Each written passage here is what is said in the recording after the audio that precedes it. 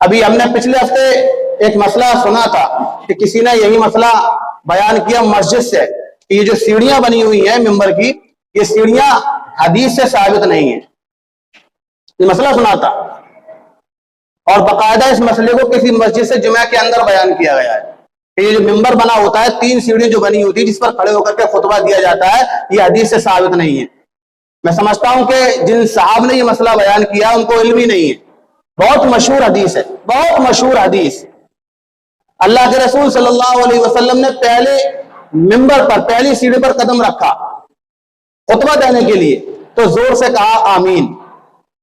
دوسرے پر قدم رکھا تو پھر کہا زور سے آمین. تیسرے پر قدم رکھا تو پھر کہا زور سے آمین. نماز ہو گئی، صحابہ فارغ ہو گئے. اب صحابہ نے یہ نیا عمل دیکھا تھا. جب نماز سے فراغت ہوئی تو اللہ کے رسول صلی اللہ علیہ وسلم کے ارد گرد جمع ہو گئے.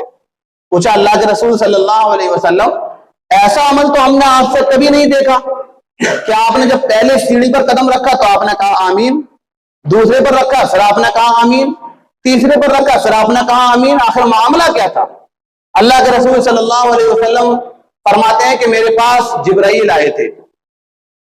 جب میں پہلے سیڑھی کی طرف بڑھ رہا تھا تو حضرت جبرائیل نے ایک بددعا دی تھی. وہ بددعا یہ تھی کہ اگر کوئی مسلمان رمضان کے روزے پائے اور روزے نہ رکھے تو اس پر اللہ اور اس کے رسول کی لعنت ہو. اس بددعا پر میں نے آمین کہا تھا. اور جب میں دوسرے ممبر کی طرف قدم رکھنے لگا تو حضرت جبرائیل نے کہا کہ ہلاک و برباد ہو جائے وہ شخص جو اپنے ماں باپ میں سے کسی کو پائے، دونوں کو پائے یا کسی ایک کو پائے، اور اس کی خدمت نہ کر سکے تو اس پر بھی اللہ اور اس کے رسول کی لعنت ہو. تو میں نے اس پر کہا تھا آمین. جب میں نے تیسرے ممبر پر قدم رکھنے کا ارادہ کیا تو حضرت جبرائیل نے بددعا دی تھی کہ جس کے سامنے میرا نام مبارک آئے اور وہ مجھ پر درود نہ بھیجے اس پر بھی اللہ کے رسول صلی اللہ علیہ وسلم اور اللہ کی لعنت. تب میں نے کہا آمین. اس حدیث سے، اور یہ صحیح حدیث ہے، اس صحیح حدیث سے یہ معلوم ہوتا ہے کہ یہ ممبر رسول جو 3 سیڑھیاں ہیں یہ اللہ کے رسول صلی اللہ علیہ وسلم کے دور مبارک سے موجود ہے. بات سمجھ میں آ رہی؟ تو جس نے بھی یہ بات کہی ہے میں سمجھتا ہوں اس کو علم نہیں ہے یا اس کو علم کے اندر کوئی نہ کوئی چوک ہے. یہ ممبر رسول اللہ کے رسول صلی اللہ علیہ وسلم کے زمانے سے ہے. اور یہ کیوں رکھا گیا ہے اس کی بھی وجہ سن لیجیے آپ. اس کو رکھنے کی وجہ یہ ہے کہ جمعہ کے اندر، عیدین کے اندر مجمع زیادہ ہوتا ہے عام دنوں کی نمازوں کے مقابلے میں. سبھی جانتے ہیں اس بات کو، مجمع زیادہ ہوتا ہے. اور جمعہ کے اندر بھی اور عیدین کے اندر بھی اللہ کے رسول صلی اللہ علیہ وسلم خطاب بھی فرمایا کرتے تھے، صحابہ کو علم سکھایا کرتے تھے، جیسا کہ آج کے دور میں ائمہ اور علماء اس منبر پر کھڑے ہو کر کے بیانات وغیرہ کرتے ہیں. اب اگر مجمع زیادہ ہوگا اور زمین پر کھڑے ہو کر کے یہ کام کیا جائے گا تو جو آگے لوگ ہیں ان کو تو خطبہ دینے والا شخص یعنی امام نظر آئے گا، پیچھے والوں کو نظر نہیں آئے گا، اور آواز بھی دور تک نہیں پہنچے گی.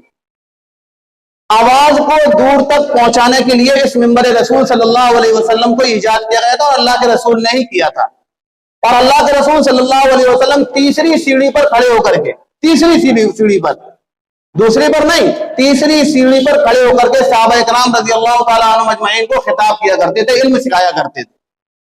جب اللہ کے رسول صلی اللہ علیہ وسلم کی وفات ہو گئی، حضرت ابو بکر صدیق رضی اللہ تعالیٰ عنہ کا دور خلافت آیا تو حضرت ابو بکر صدیق رضی اللہ تعالیٰ عنہ تیسری سیڑھی سے دوسری سیڑھی پر اتر آئے. اس بات کی وجہ سے کہ یہ اللہ کے رسول صلی اللہ علیہ وسلم کی جگہ ہے، یہاں پر میرا چڑھنا مناسب نہیں. اللہ کے رسول صلی اللہ علیہ وسلم اونچی ہستی ہیں، سب سے اونچی ہستی ہیں، تو ان کے برابر ان کی جگہ پر کھڑا ہونا ایک امتی کا کام نہیں ہونا چاہیے. اس لیے حضرت ابو بکر صدیق رضی اللہ تعالیٰ عنہ نے تیسری سیڑھی چھوڑ کر کے دوسری سیڑھی پر کھڑے ہو کر کے خطبہ دینا شروع کیا. اس کے بعد حضرت عمر آئے، حضرت عمر رضی اللہ تعالیٰ عنہ آئے تو انہوں نے دوسری سیڑھی کو چھوڑ کر کے تیسری سیڑھی پر کھڑے ہو کر کے خطبہ دینا شروع کیا. واقعہ بہت لمبا ہے، اس کو چھوڑ دیجیے آپ. تو یہ ہر دور کے اندر رہی ہے. یہ منبر رسول کی ایجاد اللہ کے رسول صلی اللہ علیہ وسلم کے زمانے سے رہی ہے، اور آج بھی علماء کا کہنا یہ ہے کہ دوسری سیڑھی یا پہلی سیڑھی پر کھڑے ہو کر کے خطبہ دیا جائے. بات سمجھ میں آ گئی؟